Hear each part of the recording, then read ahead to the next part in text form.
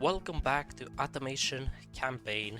This time we are on lucky episode number 13. As I've said in the last episode, the mission is simple. Replace the 3rd generation Koala with the 4th generation because the Ryokato is so good it's stealing sales. So this needs to be improved and stay at the same price. For the body I'll go with this. It looks modern, a bit unconventional, but it will do. For the chassis go, of course, steel, galvanized steel, transverse engine, but this time I'm putting double wishbone in the front to improve the whole handling and ride quality, but still keeping semi-trailing arms at the back.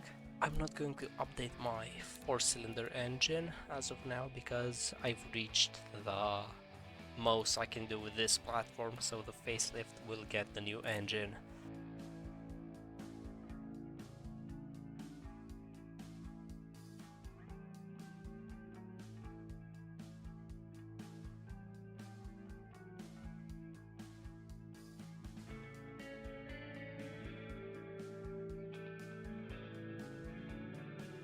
After a fair bit of tuning, I've come up with a very desirable car. It's so green, I've never seen this much green before on a regular car that's not a sports car. For the design, it does look a bit new for its time, but at the same time it's pretty generic, so I think it could stay until the 2000s, like very early 2000s, maybe throw in a facelift.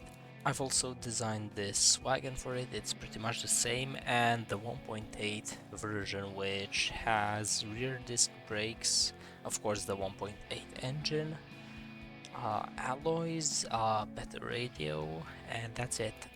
And something really special I've done is the new Dolcevita CC24. It looks even more ahead of its time, with this design looks like a bit from the 2000s. Again, for the stats, really nice, especially for city premium, even if it uses up a lot of fuel with this old engine. This is about how it would sell, a lot better than the current Koala.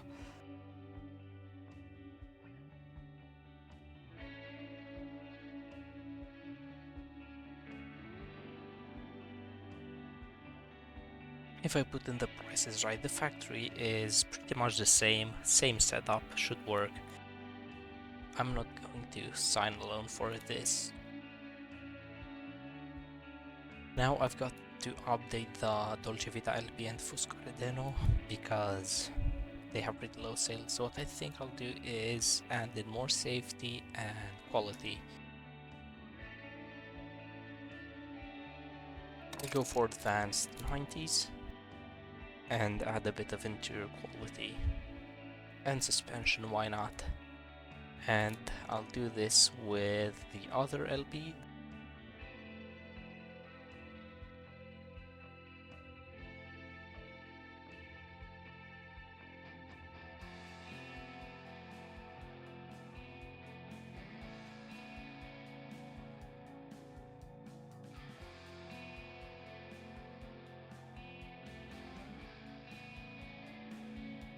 I'm just going to let this play out unless some other cars need a facelift, which I think I can pass this time since I'm not updating the engine and there's no new parts to really add.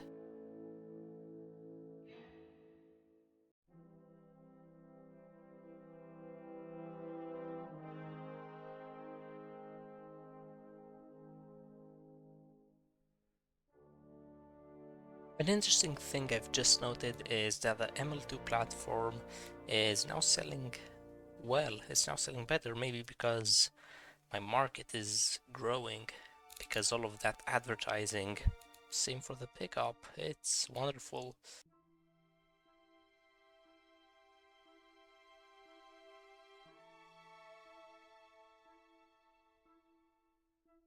Yet another very interesting thing happened. The pre-orders for the pickup just jumped, the most basic version, and it's interesting that the V6 one is selling, so it's probably the Gasmian market wanting it.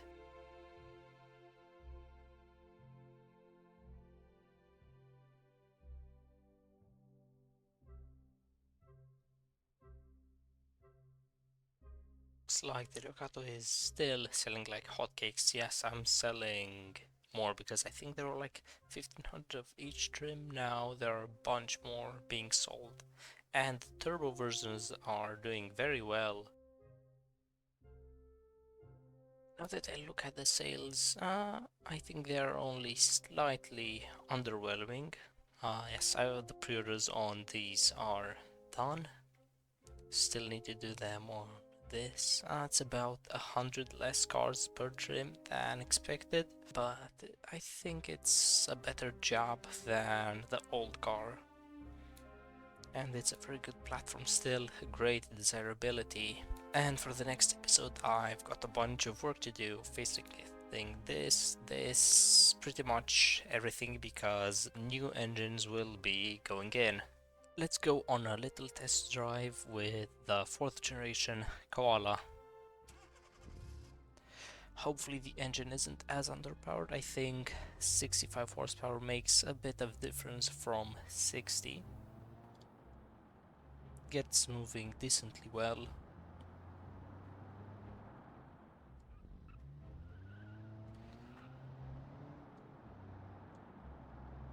Now I'll try to see how it does on a straight road. I don't know if it's a bull.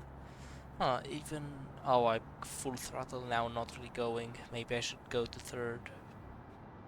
Yeah, small engines kind of need to be revved a lot more.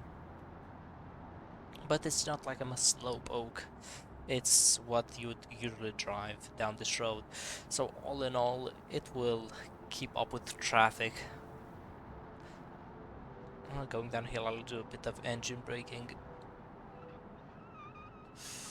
Do you notice some understeer here as we kiss the cliffside? That's a problem I've noticed. It won't be a problem if you're driving a normal family car like this, but if you want to be sporty, especially in the case of the fancier Dolcevita version, it could be a problem. It's especially bad here, so I'll probably have to fix the understeer whenever I make a facelift of this. Let's see what happens when I floor it. I'll wait for a part of the road which is not downhill, because going downhill makes you think you're a lot faster. Let's head to the highway. ABS is standard on all of these cars, which is actually pretty high tech for 1990 to have ABS on a base spec. But then again, automation kind of forces you to put the best if you want to stay competitive in a market like this. Going flat out now, yeah, it does its job decently well. You're not gonna be winning any races, but it's better than the last generation, aside from the understeer. It drives a whole lot better, actually feels not so stiff in a way, it feels a bit more free. And now it's the CC24's turn to be test driven. Here understeer will be a bit of more of a problem, as I've said, because you're going to be a lot more sporty when driving this.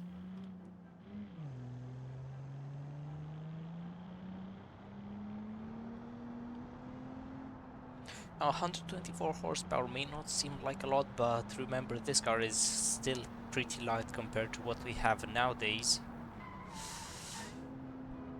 Also beautiful engine.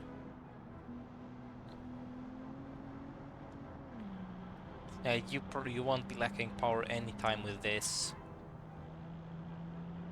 Let's see how it goes around this bend. Going to have to slow down a bit. Yeah, the understeer is pretty obvious. So again, I'll have to fix this. And now I'll hit the back roads. Yeah, it drives very well in low gear.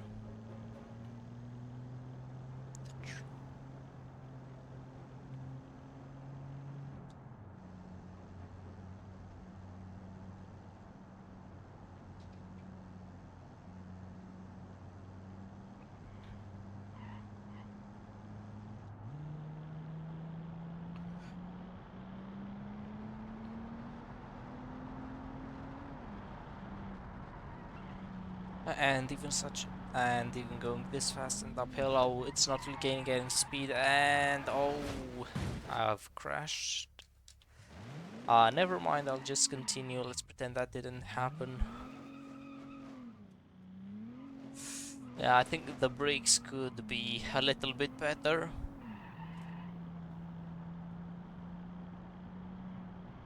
Yeah. Oh, they took this turn quite well.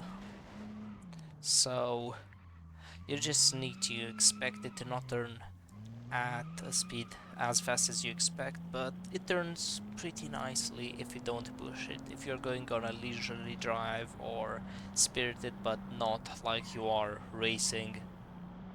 Anyways, I'll see you in the next episode where I probably have to do a lot of facelifts for the lineup I have.